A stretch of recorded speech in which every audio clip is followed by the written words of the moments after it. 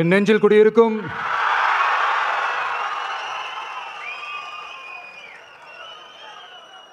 என்னுடைய தோழர்களுக்கும் தோழிகளுக்கும்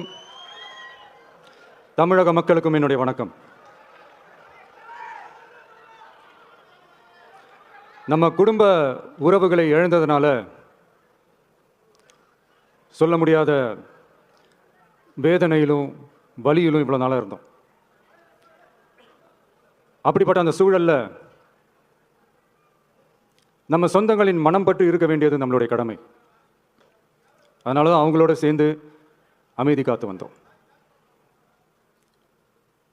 ஆனால் இப்படி அமைதி காத்து வந்த நேரத்தில் நம்மளை பற்றி வன்ம அரசியல் வலைகள், அர்த்தமற்ற அவதூறுகள்னு இந்த மாதிரி நிறையா விஷயங்கள் நம்மளை பற்றி பின்னப்பட்டன, பரப்பப்பட்டன. இது எல்லாமே சட்டம் மற்றும் சத்தியத்தின் துணை கொண்டு துடைத்து எறிய தான் போகிறோம். பட் அதுக்கு முன்னாடி தமிழக சட்டமன்றத்தில் நமக்கு எதிராக நிகழ்த்தப்பட்ட ஒரு உரைக்கு ஒரு நாகரிக பதிலடி கொடுக்கணும்னு நான் நினைக்கிறேன். அரசியல் செய்ய விருப்பமில்லை, அரசியல் செய்ய விருப்பமில்லைன்னு அடிக்கடி சொல்ற முதல்வர் நம்மளை குறிப்பிட்டு பல்வேறு அவதூறுகளை பதிவு செய்வதன் வாயிலாக பெருந்தன்மையை பேரளவில் மட்டுமே பேசும் முதல்வர் 15/10/2025 அன்னைக்கு தமிழக சட்டமன்றத்தில் நமக்கு எதிராக பேசிய பேச்சில் எவ்வளவு வன்மத்தை கக்கியுள்ளார் என்பதையும், எப்படிப்பட்ட ஒரு அரசியல் செய்ய முயல்கிறார் என்பதையும் தமிழக மக்கள் உணராமலா இருப்பாங்க? இந்த கரூரோட சேர்ந்து 5-6 மாவட்டத்துக்கு இந்த மக்கள் சந்திப்பு நிகழ்ச்சிகள்லாம் நடத்தியிருக்கிறோம், போயிருக்கிறோம். அங்கெல்லாம் இந்த லாஸ்ட் மினிட் வரைக்கும் எங்களுக்கு அந்த இடம் கொடுப்பாங்களா மாட்டாங்களா, பெர்மிஷன் தருவாங்களா மாட்டாங்களா, இப்படியே இழுத்து அடிச்சுக்கிட்டு இருப்பாங்க. நான் நாகப்பட்டினத்தில் சொன்னது மாதிரி தான். நாங்கள் ஒரு இடம் செலக்ட் பண்ணி கேட்போம், மக்கள் நல்லா ஸ்பேஷியஸாக நின்று பார்க்குற மாதிரி. பட் அவங்க அதையெல்லாம் ரிஜெக்ட் பண்ணிவிட்டு மக்கள் நெருக்கடியோடு நின்று பார்க்குற மாதிரி ஒரு இடத்த செலக்ட் பண்ணி எங்களுக்கு கொடுப்பாங்க. இது டிஃபால்ட்டாக எல்லா இடத்துலையும் இந்த ஒரு ஆர்குமெண்ட் நடந்துட்டுருக்குன்னு வைங்க. அது மட்டும் இல்லை, இந்தியாவிலேயே எந்த ஒரு அரசியல் கட்சி தலைவருக்கும் கொடுக்கப்படாத கண்டிஷன்ஸ். பஸ்ஸுக்குள்ளேயே இருந்து பார்க்கணும், மேலே கை காட்டக்கூடாது, இப்படிலாம் ஒரு அதீத கட்டுப்பாடுகளை கொடுத்த உடனே எங்கள் சைட்லேருந்து ஒரு அறிக்கையும் வெளியிட்டோம். அது மட்டும் இல்லை, தமிழக வெற்றி கழகம் சார்பாக அனைத்து கட்சிகளுக்கும் சமமாக ஒரு முறையான ஒரு பொது வழிகாட்டு முறைகள், SOPஸ்ன்னு சொல்லுவாங்க, அதையும் வழங்கணும்னு சொல்லி உயர்நீதிமன்றத்தையும் நாடி இருக்கணும். இதுவும் தமிழக மக்கள் உணராமலா இருப்பாங்க? இப்படி ஒரு அரசியல் காழ்ப்புடன், நேர்மை திறனற்று நம்மளை பற்றி குற்றம் சாட்டியுள்ள குறுகிய மனம் கொண்ட முதல்வர் அவர்களுக்கு ஒரு சில கேள்விகள். உச்சநீதிமன்றத்தில், அதாவது 13/10/2025 அன்னைக்கு உச்சநீதிமன்றத்தில் நடந்த அந்த விவாதங்களை வைத்தும் அந்தந்த உத்தரவுகளை வைத்தும் இந்த கேள்விகள். இப்படி பொய் மூட்டைகளாக நம்மளை பற்றி இந்த அவதூறுகளை அவிழ்த்து விட்ட முதல்வர் அவர்களுக்கும் திமுக அரசுக்கும் சார்பாக கோடிகளை கொட்டி அமர்த்தப்பட்ட அறிவார்ந்த வழக்கறிஞர்கள் அவங்க இந்த கபட நாடக திமுக அரசோட தில்லுமுல்லுகளை தாங்கி பிடிக்க இயலாமல் உச்சநீதிமன்றத்தில் திக்கு திணறி நின்றது முதல்வர் அவர்களுக்கு மறந்துவிட்டதா? இந்த கரூர் சம்பவத்துக்கு அப்புறமே அவசரமாக ஒரு தனிநபர் ஆணையம், அந்த தனிநபர் ஆணையத்தை அவமதிக்கிற மாதிரி அரசு உயர் அதிகாரிகள், காவல்துறை உயர் அதிகாரிகள் எல்லாருமே நம்மளை பற்றி ஃபுல்லாக இந்த அவதூறுகள் பரப்பி ஒரு செய்தியாளர்கள் சந்திப்பு அவசரமாக. இதெல்லாம் ஏன் நடக்குது, எதுக்காக நடக்குது அப்படின்னு ஒட்டுமொத்த தமிழக மக்களும் கேள்வி கேட்க ஆரம்பித்தாங்க. இதுவும் தமிழக முதல்வர் மறந்துட்டாரா? அதுக்கப்புறம் அந்த தனிநபர் ஆணையத்தை தலையிலேயே கொட்டி வீட்டுக்கு அனுப்பிச்சிட்டாங்க, அது வேறு விஷயம்.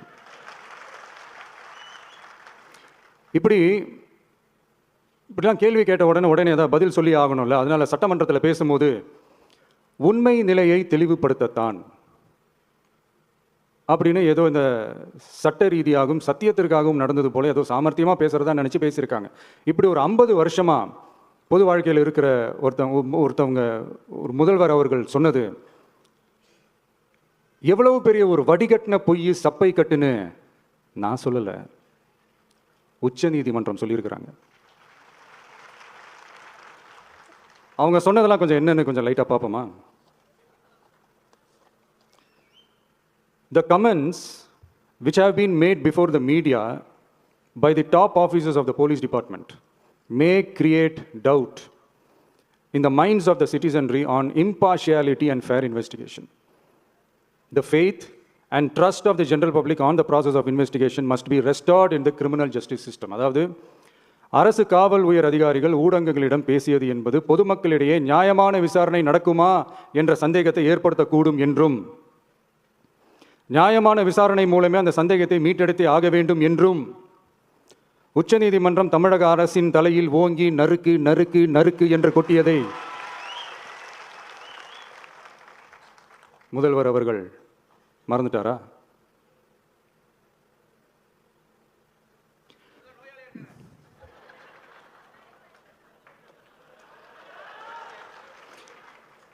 மாண்புமை சென்னை உயர்நீதிமன்றத்தின் மாண்புமிகு நீதியரசர் எஸ்ஐடி அமைத்து உத்தரவிட்டார் அல்லவா?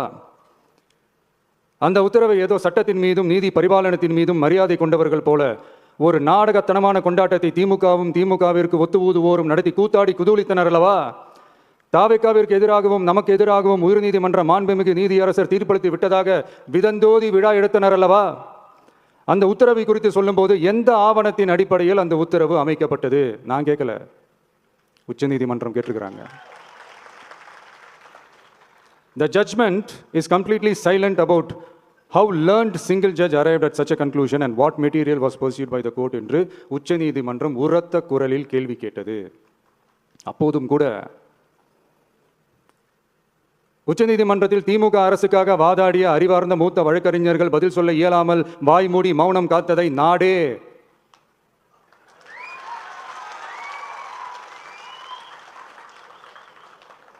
பார்த்ததல்லவா? இதையும் முதல்வர் அவர்கள் மறந்துட்டாரா?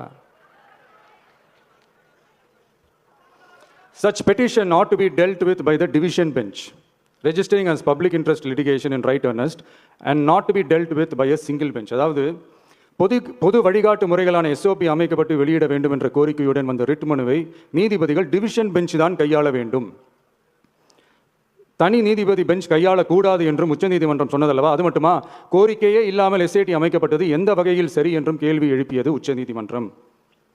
இது எல்லாமே அறியாமலோ இல்லை அறியாதது போலவோ உச்சபட்ச அதிகார மயக்கத்தில் இருந்து பேசினாரோ முதல்வர் அவர்கள்?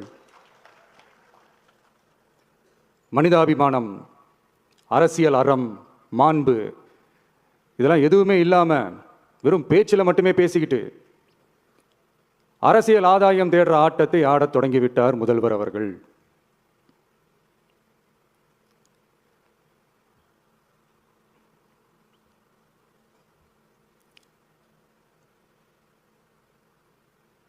இதெல்லாம் என்ன உங்களுக்கு புதுசா? என்ன 1969க்கு அப்புறமே எப்போ கட்சி அவங்க கைக்கு வந்ததோ, இன்னும் குறிப்பாக சொல்லணும்னா 1972க்கு அப்புறம் கேள்வி கேட்க ஆளே இல்லாமல் போச்சுல, அதுக்கப்புறமே இந்த திமுக தலைமை இப்படி தானே இருக்குது.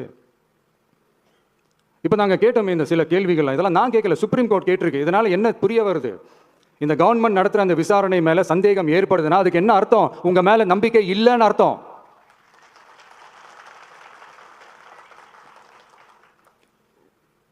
இதெல்லாம் ஏன் எதுக்காகன்னு முதல்வர் அவர்களுக்கு புரியுதா? சுப்ரீம் கோர்ட் சொன்னதோட மட்டும் இல்லை, நிஜத்திலும் இன்னைக்கு மக்களுக்கு இந்த கவர்மெண்ட் மேலே இருக்கிற நம்பிக்கை மொத்தமாக மண்ணுக்குள் புதைந்து விட்டது.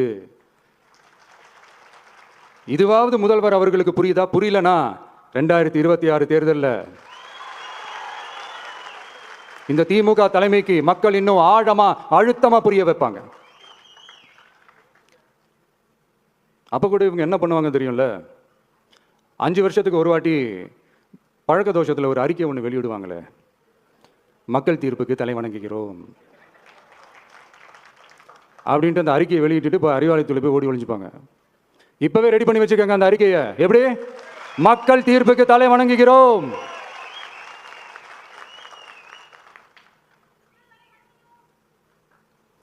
நான் போன பொதுக்குழுவில் சொன்னதை தான் இங்கே நான் திரும்பவும் சொல்கிறேன். இயற்கையும் இறைவனும் நம் தமிழக சொந்தங்களின் வடிவில் மாபெரும் மக்கள் சக்தியை நம்ம கூடவே நிற்கும் போது எம் மக்களுக்கான அரசியலை தடுப்பவர் எவர்? அதனால தோழர்களே, நமக்கு வந்திருக்கிற இந்த இடையூறு வெறும் டெம்பரவரி மட்டும்தான். எல்லாத்தையும் தகர்த்தெறிவோம், மக்களோட கை கோர்த்து நிற்போம், மக்களோட களத்தில் போய் நிற்போம். நம்ம பயணத்தில் தடம் மாறவே மாட்டோம். இப்பவும் சொல்றேன், 2026 2 பேருக்கு நடுவில் தான் போட்டியே. ஒன்று இன்னொன்று,